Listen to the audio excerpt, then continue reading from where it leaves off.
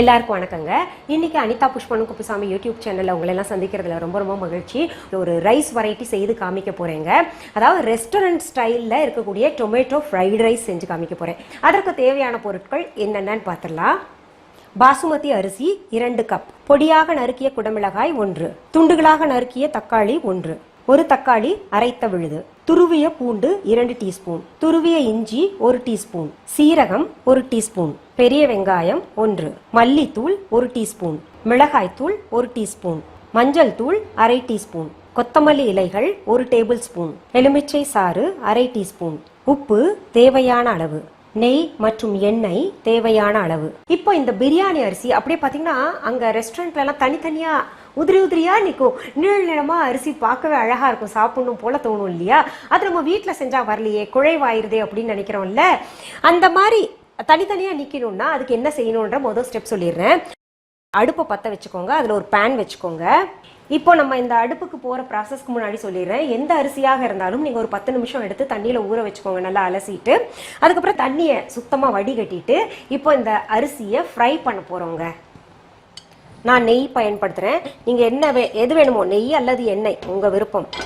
சுத்தமாக தண்ணியை வடிகட்டிட்டு அப்புறம் அரிசி போடணும். நல்லா சிம்மில் வச்சுக்கோங்க, இல்லாட்டி அரிசி உடஞ்சிரும். இன்னொன்று, அரிசி ரொம்ப நேரம் ஊற வச்சாலும் உடஞ்சிரும்.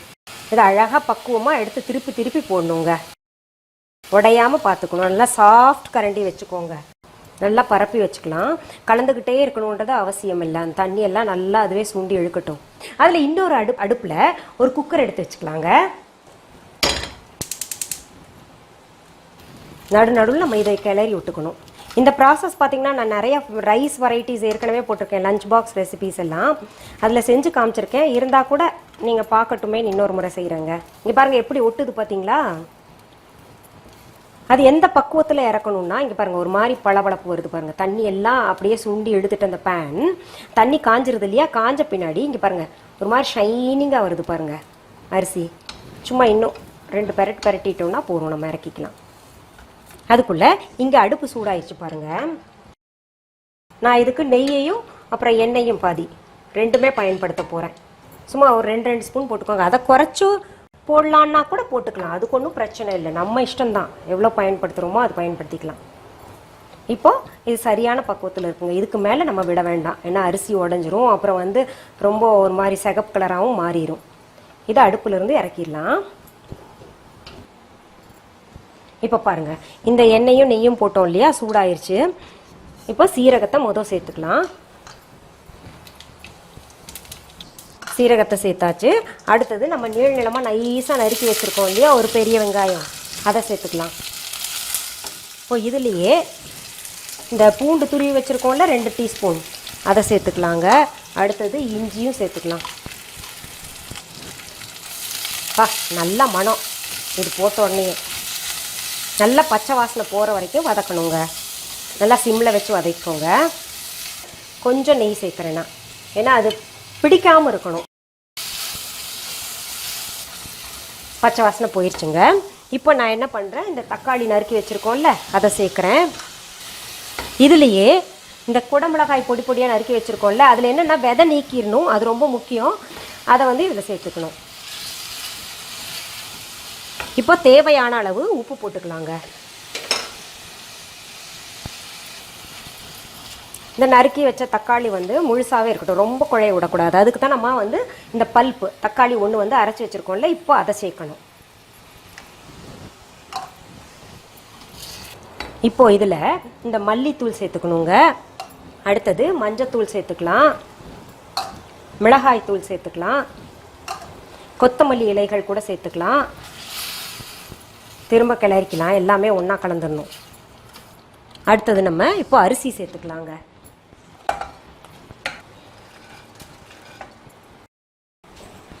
இதையும் கலந்து விட்டுக்கலாங்க. கலந்து விட்டுங்க. இப்போ என்ன பண்ணணும், நம்ம இந்த லெமன் ஜூஸ் எடுத்திருக்கோம் இல்லையா, லெமன் ஜூஸ் எப்பவுமே பார்த்தீங்கன்னா உங்களுக்கு அடுப்பில் இருக்கும்போது போடக்கூடாதுன்னு சொல்லுவேன் இல்லையா, கசந்துரும்னு சொல்லுவேன் எந்த சமையலாக இருந்தாலும்.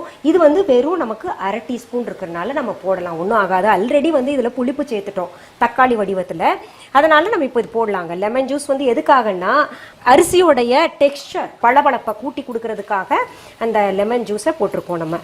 2 கப் அரிசி எனக்கு இந்த டம்ளர் அளவு வந்ததுங்க. அதனால இந்த டம்ளர் அளவே நான் வந்து உங்களுக்கு தண்ணி அளந்து ஊத்துறேன். இப்போ கப்பில் நீங்கள் அளவு சொல்லுங்க அப்படின்னு சொன்னீங்கன்னா 2 கப் நம்ம அரிசி எடுத்துருக்கோம்னா 4 கப் தண்ணி ஊற்றணுங்க. இப்போ பாருங்க,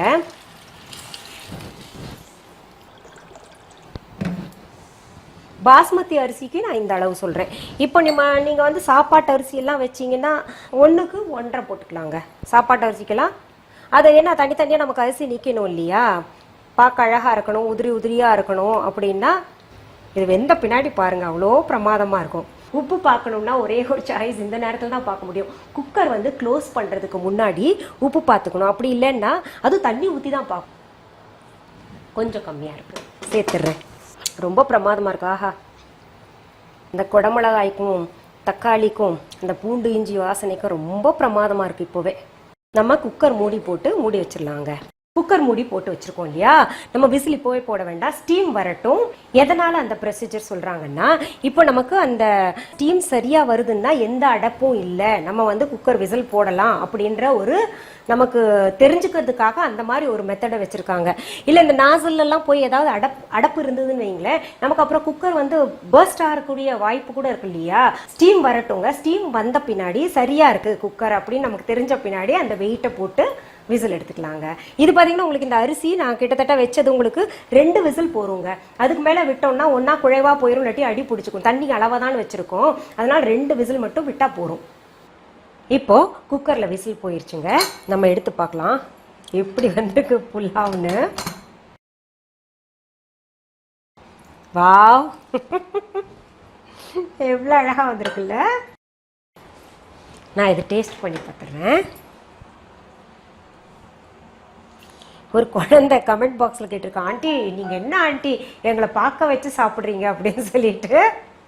அந்த குழந்தைக்கு நீங்கள் போய் உங்கள் அம்மாட்ட சொல்லுங்கள் செஞ்சு கொடுங்க அப்படின்னு. உங்கள் அம்மா செஞ்சு தருவாங்க, நீங்கள் சாப்பிட்லாம்.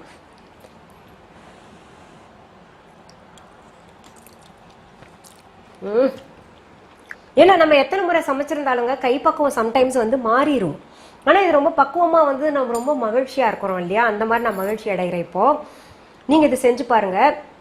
செஞ்சு பார்த்துட்டு இதுக்கு சைட் டிஷ் என்னன்னு நீங்கள் கேட்காதீங்க. இதுக்கு வந்து இதுலேயே காய்கறி இருக்குது, தக்காளி எல்லாம் நல்லா அந்த டேஸ்ட்டே நல்லா என்ஹான்ஸ் பண்ணுது, ரிச்சாக இருக்குது.